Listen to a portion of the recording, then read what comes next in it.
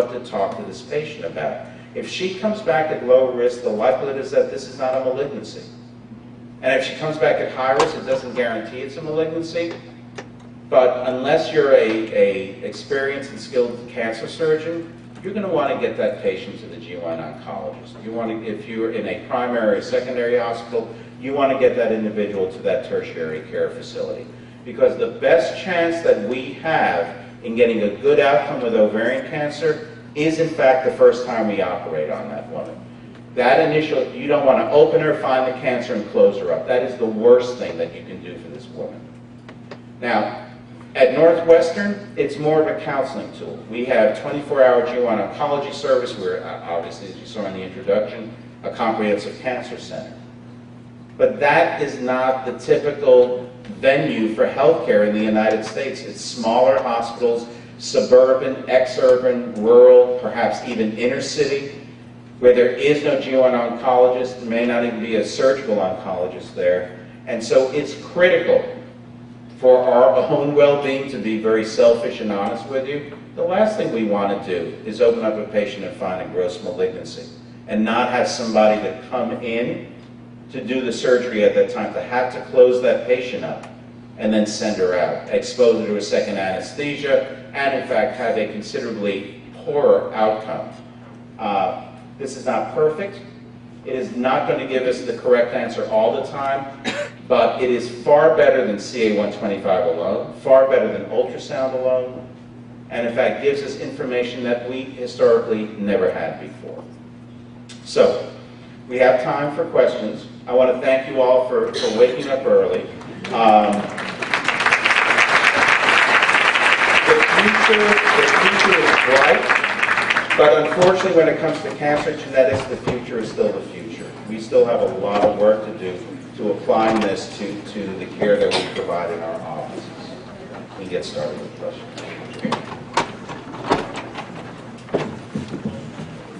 Yes? Good morning. Morning. Has breast cancer in her 30s and has had previous surgeries that have a pin of metal or something in her leg. How do you surveillance them?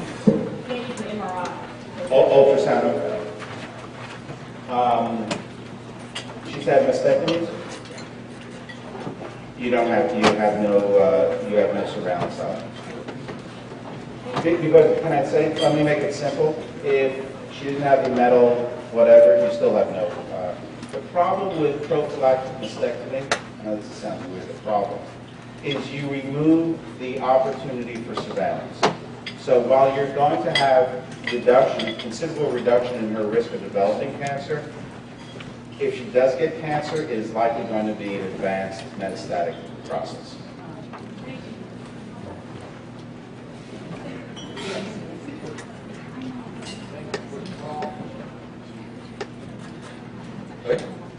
Good Morning, Jim. Good morning.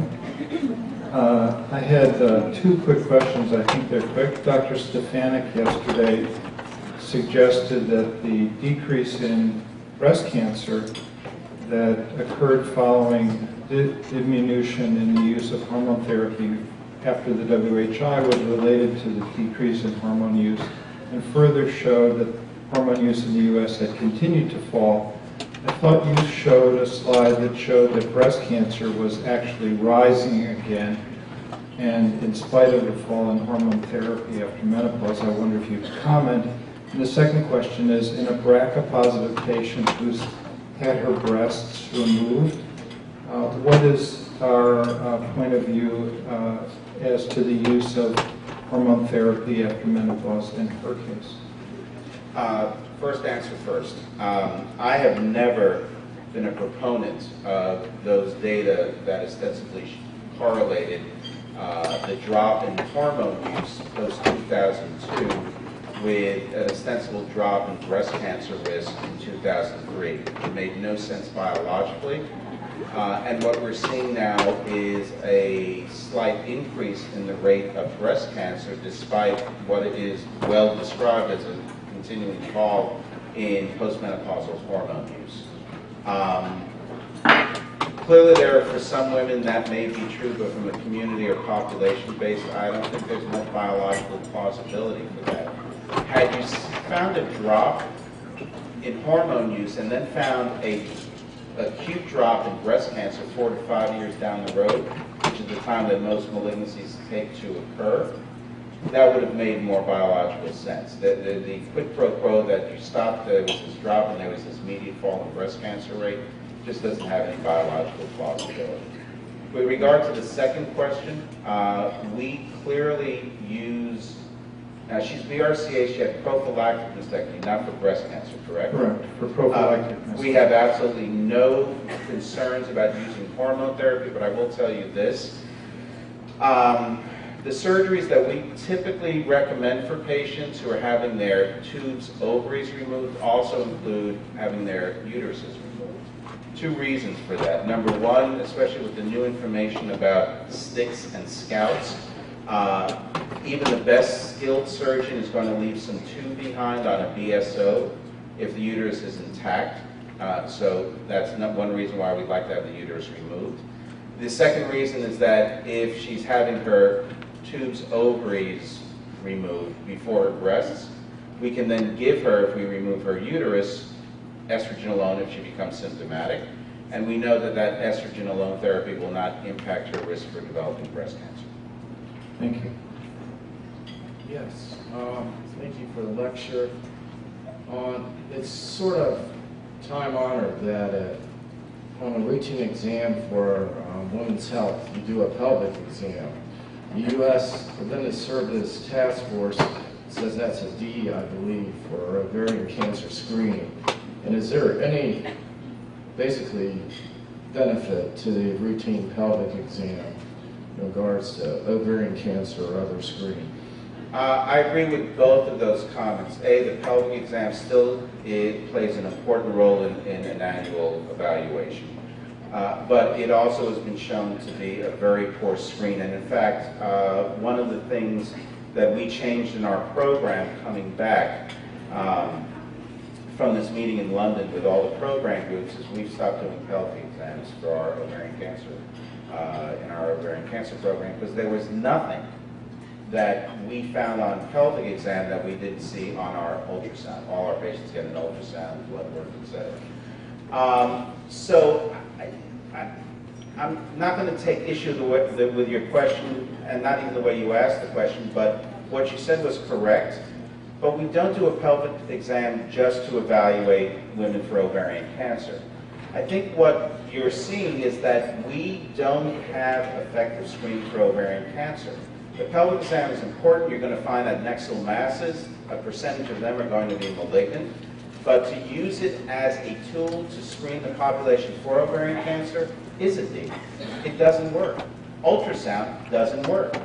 CA-125 doesn't work. Again, it's a false god, it's a false love. We grasp onto it. The ultrasound looks great. The pelvic exam looks good. I can't tell you how many women were back 6 months later with diffuse carcinomatosis. It doesn't work, so I agree, it is a D. But to abandon the pelvic exam would lose so many other things. But as a screen for ovarian cancer, it doesn't work. Good morning. Good morning. Screening 10 years before the youngest relative for mammograms or ultrasounds, how close of a relative? Second degree. So cousins, that doesn't count. My radiographers often sort of send these people back and say, I would say "Come back to two third degree relatives, 1 second, 1 first degree relative. That's sort of that. A lot of it, listen, we're flying by the seat of our pants. A lot of it is gestalt. You know, I'll give you the difference. If your two third degree relatives were in their 70s, if one of those third degree relatives was in their 30s, yeah, cousin who was 30. Yeah, I would. I mean, as I said, a part of it is gestalt, and tell the radiographer to lose your phone number and speed up the recording a little bit. Good morning. I was wondering if you could comment about screening for primary peritoneal cancer after a prophylactic BSO. Boy, it sounds like you've been in our meetings. What we ended up doing is we're bringing these patients back on a yearly basis. We scare the bejesus out of them that, I'm going to tell you exactly what I tell them. If you eat Mexican food and feel gassy the next day, don't call us. But if you feel gassy or bloated for more than 3 to 4 days, now that you don't have ovaries, call us and we will get you in 24 hours. There is no rhyme or reason. But what we decided to do, again, no evidence. We'll look at this 5 years and see what happens. Again, we're looking at a very low incidence of this. Again, it's about a 95% risk reduction.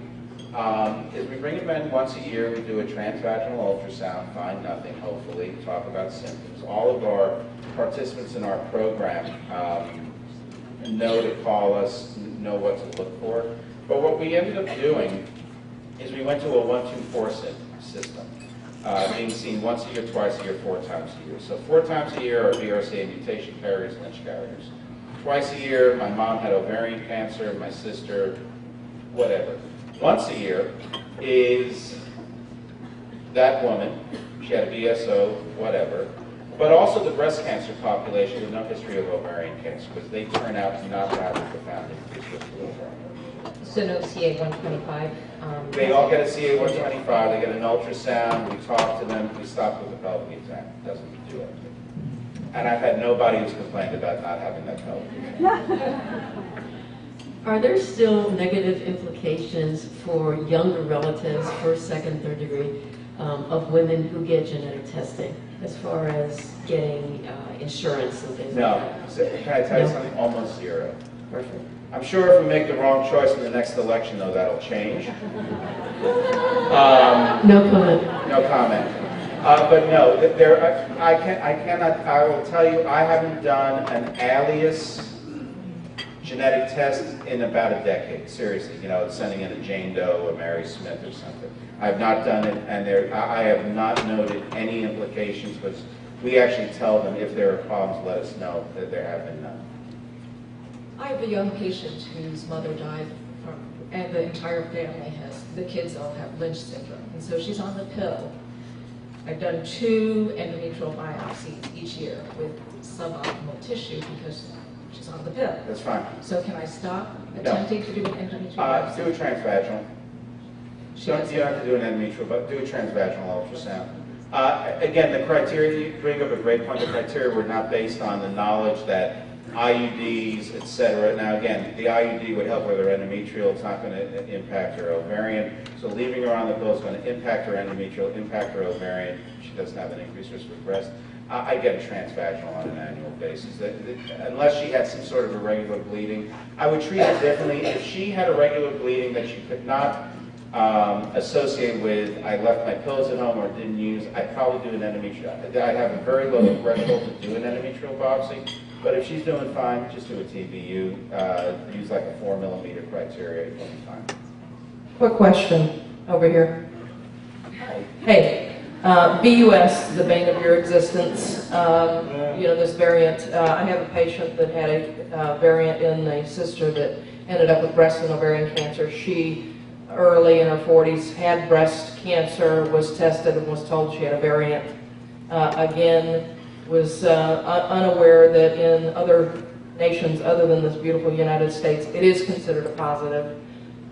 She ended up with ovarian cancer late in her 40s. In this large world that we live in, why are we not sharing data to the point of understanding that the United States is not special, and especially on these variants? Well, you're obviously not a Republican. What do you mean United States? Actually, there is a good reason for it, and that is because I myself have been knowledgeable of variants that were favor malignant that ultimately turned out to be benign. So the problem with sharing it as you proposed would make it an untenable, just because one family, and it can be that one variant may be deleterious in a particular family and not in others. So that's the reason. If you send it out, this one is, and in this family we found that, but now we found it isn't, it's the problem. You need to wait for more cases to come in. They evaluate for those particular sequences. I think Myriad and the other labs have actually been incredibly responsible in this regard. It's not like they're keeping this information in pectorum and not letting anybody know about it. It's irresponsible. I know that sounds horrible and harsh, but it's irresponsible to say we have this one family and every affected family member has this sequence, so it doesn't have, and it doesn't. There could be something else at play here. Two quick questions. Good morning. Is there any literature available about the role of Inflanon and etogestrol in terms of decreasing the risk for ovarian cancer, just because those patients oftentimes bleed a lot, and is there not adequate suppression at the level of the ovary? And then also, could you comment about what? Pardon? That is no. Inflanon, NuvaRing, really we have no data on ovarian cancer. We suppose that NuvaRing should work. But for me, until something is shown to work, I don't use it in that regard. And then the second one, can you just comment about the feedback loop in terms of, you mentioned that Depo does not decrease the risk of ovarian cancer? Very simply, I think hydroxyprogesterone acetate is a noxious molecule I agree. when it comes to the ovary. You have those studies showing that CEE FDA users in menopause had that 2.5-fold increased risk without biological plausibility. I think you combine that with the studies that we did in the early 90s that showed no impact on ovarian cancer, which makes no sense. I mean, everything else that knocks out ovulation that decreases ovarian cancer, except for Depo-Provera. So OCPs are really the way to go for suppression. It is the only thing that's been shown to work. Thank you. Thank you very much, Dr. Shulman. Dr. Shulman will be around afterwards to answer questions for you. We are going to move to the Independence Ballroom. If everyone could be in their seats approximately 8:40 for a few announcements, and we'll start our program right at 8:45.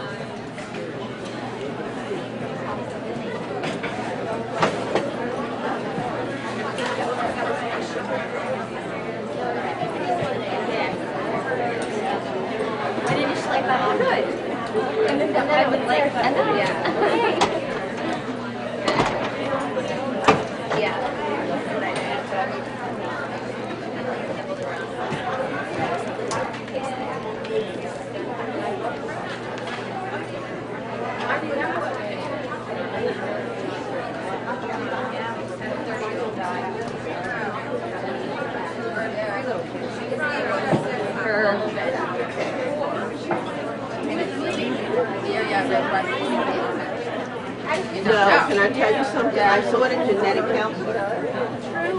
True and true. Those are both true states, and they're both highly functional. I've actually already sucked down 2 cups. I'm going to wait until the next break. And then I took the trains from the airport. That was long sitting already back there. It was. Oh my God. Very good. Yeah, that was that one. See, mornings are the best time.